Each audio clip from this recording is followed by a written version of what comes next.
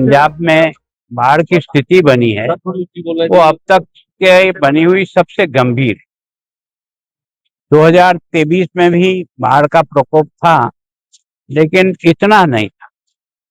अब की बार क्या हुआ कि इधर पोंग से भी ज्यादा पानी छोड़ना पड़ा, उधर जो है भाखड़ा से भी पानी बहुत ज्यादा छोड़ना पड़ा और रणजीत सागर से भी छोड़ना पड़ा। आपका जो होशियारपुर जिससे प्रभावित हुआ है वो पोंग डैम से हुआ और पीछे से पानी अधिक आने के कारण से उनकी मजबूरी थी कि उनको पानी खाली करना। लेकिन आजकल सिस्टम में ऐसा है कि हर घंटे में कितना पानी वो छोड़ रहे हैं इसकी लगभग सबको सूचना भेजते हैं, ताकि लोग थोड़ा चौकन्ना रह करके इस फ्लड के बहाव से किसी तरह से बचाया जाए। जहाँ आज मैं जिस कैंप में हूँ वहाँ लगभग आज की तारीख में 200-250 लोग हैं। ऐसे 5 कैंप हैं जिसमें लोग हैं। कैंप तो इन्होंने 7 की व्यवस्था की है, लेकिन बाकी कैंप में कुछ लोग आए चले गए। अभी भी 1000 से अधिक लोग इन कैंपों में है। उनसे सबसे मैं व्यक्तिगत भी मिला हूँ, है ना। कम से कम यहाँ आने के बाद उनको सरकार की तरफ से जो सहयोग हो सकता है वो सब सहयोग हो रहा है। एमएलए साहब भी पूरे समय से जनता के बीच में आते हैं, हर प्रकार की उनकी समस्या। प्रशासन भी आ रहा है। रास्ते में जो सड़क पर कुछ लोगों ने अपने डेरे लगा रखे थे क्योंकि पानी आ गया उनके खेतों में और घरों में, तो उन लोगों को भी सामग्री तो मिल रही है। बड़ी समस्या जो मुझे ध्यान में आई वो ये कि दोनों साइडों पर जो कटाव होता है मट्टी का, अधिक प्रवाह आने के कारण से वो कई बार बहुत नुकसान कर रहा है। और फिर क्या है कि तो मैं सोचता हूँ कि अभी एमएलए साहब ने एक प्रस्ताव बताया है कि 7 किलोमीटर एक साइड पर, 3 किलोमीटर एक साइड पर अगर कोई पत्थर की पिचिंग होकर के लग जाए तो पानी को शायद उधर अंदर जाना बंद हो। तो मैं सोचता हूँ उस प्रस्ताव को विचार करेंगे।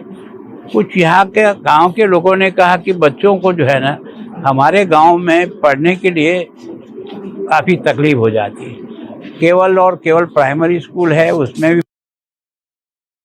तो उतना नहीं आता है। तो मैंने कहा कि सरकार कम से कम प्राथमिक शिक्षा को इतना महत्व देती है कि जितनी आवश्यकता हो, नई बिल्डिंग बनाने हो तो ही पूरा पैसा देती है सभी, पर आपको उसको देखना पड़ेगा। दूसरा क्या है, ये जो मकान बहुत नीचे बस गए हैं इनको कोई न कोई आपको ऐसा लेवल पर ढूंढना पड़ेगा जिसमें पानी का फ्लो इनको बार बार परेशान न करे। और प्रधानमंत्री आवास योजना के तहत ये जो इफेक्टेड लोग हैं, जो कई बार इफेक्ट हुए हैं, योजना के तहत लाभ मिल सकता है। प्रस्ताव बना के भेजें, हम भी ट्राई करेंगे ताकि कम से कम मकानों का ये जो बार बार गिरते हैं और जिसके कारण से हादसा ज़्यादा हुआ, यहाँ जो है ना जितना बाढ़ का एरिया है वो तो 8000 समथिंग बीघा पे पानी का फैलाव हुआ है, लेकिन डेथ यहाँ बहुत ज़्यादा है। अभी तक जितने मैंने ये छठा जिला में देख रहा हूँ कि या तो इससे ज़्यादा पठानकोट में 9 डेथ हुई है, बाकी अमृतसर में बहुत फैलाव हुआ लेकिन डेथ केवल 3 थी। उसमें से भी एक जो है सर्प के काटने के कारण से हुई। तो उन्होंने इसका एक तरह से प्रिकॉशन लेकर के लोगों को जिस प्रकार से निकाला। यहाँ क्या है कि फ्लो अधिक होने के, तेज होने के कारण से बाकी जगह फ्लो इतना तेज नहीं होता है। यहाँ ढाल की जमीन है, पोंग बिल्कुल ऊपर है और उसके कारण से बहाव जिस गति से आता है उसके कारण से संभावना ज़्यादा रहती है। तो मैं सोचता हूँ इनको ये प्रस्ताव बना के भेजें। हम कोशिश करेंगे स्टेट गवर्नमेंट से भी और केंद्र से भी। अभी सवेरे जो है वो केंद्र के कृषि मंत्री भी आए हैं, शिवराज जी, वो भी शायद अपने इस एरिया में घूम रहे हैं, तो उनका भी है ताकि, और केंद्र की एक टीम भी यहाँ आई हुई है जो 3 दिन से इस सारे के फ्लड को जो है ना एनालिसिस कर रही है और वो भी अपना रिकमेंडेशन भेजेगी कि किस तरह से है। सामान्यतः क्या है कि जो खेती के नुकसान है उसको तो आपदा राहत के तहत जो लिमिट तय कर रखी उसके हिसाब से सरकार का पैसा आ जाता है, लेकिन जो घर डैमेज होते हैं या जो पशुओं का जो नुकसान होता है उसके बारे में कई बार वो लाभ उनको नहीं मिलता है। सर, जो पोंग डैम है ना उसका पानी तो स्थिर आ रहा है, हमारे को जो मार कर रही है वो चक्की बैंक का पुल या खट का पानी आ रहा है ना वो अफेक्टेड कर रहा है इसे, उसके बारे में वैसे क्या है कि जो मुझे बताया, मैं अभी उतने गए, यहाँ कई छोटे छोटे नाले भी आकर के और इस नदी में मिलते हैं। उस नाले के पानी के कारण से भी यहाँ के लोगों को फ्लड की स्थिति बनती है। दूसरा क्या है कि ये जो आपका नदी है ब्यास, इस नदी के लेवल से कई जगह जो है ना इससे भी कम डिप्रेशन में है, तो उसके कारण से उनका पानी निकलना और उनकी प्रॉब्लम हो जाती है और भर जाता है।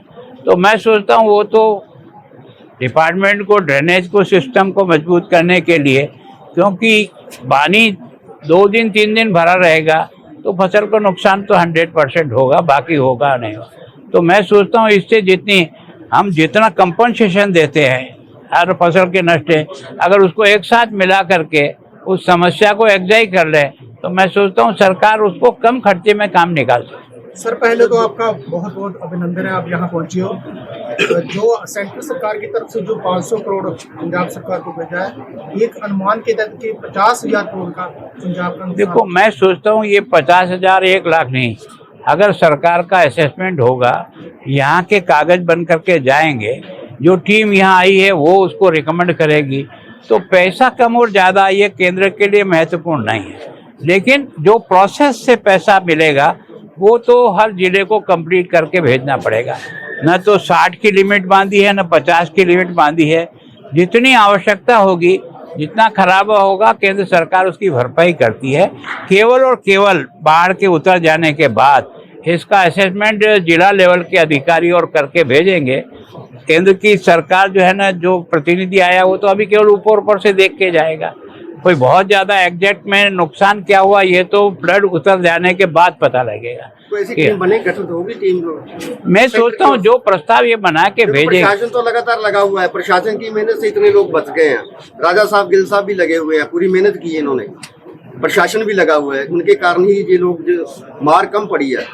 लेकिन क्या केंद्र की टीम गठन होगी? अगर मान लो मैं संवैधानिक केंद्र का प्रतिनिधि हूँ कि नहीं हूँ, आप करना 4 दिन से मैं आपके फ्लड के ये 6ठा जिला देख रहा हूँ, अभी 7वें जिले में जा रहा हूँ। भाई रोड ही गया हूँ, जितने लोगों से मिल सकता हूँ मिला हूँ। जो मेरे समझ में आया, आज सवेरे 5 जिलों का मैंने बना करके शिवराज जी को सवेरे एयरपोर्ट पे केवल उसी से मिला था। मेरा कार्यक्रम था पठानकोट रात को रुकने का, मैं आया इसीलिए कि जो कुछ मैंने देखा वो उनको ठीक तरह से मैं उनको ब्रीफ कर सकूं। तो मैं यहाँ से जो भी प्रस्ताव आएगा, मैं आपका प्रतिनिधि भी हूँ, केंद्र का प्रतिनिधि भी हूँ, दोनों के बीच में सेतु का काम करने के लिए जो प्रस्ताव आएगा वो सरकार तक भेज के मदद करेंगे। Thank you.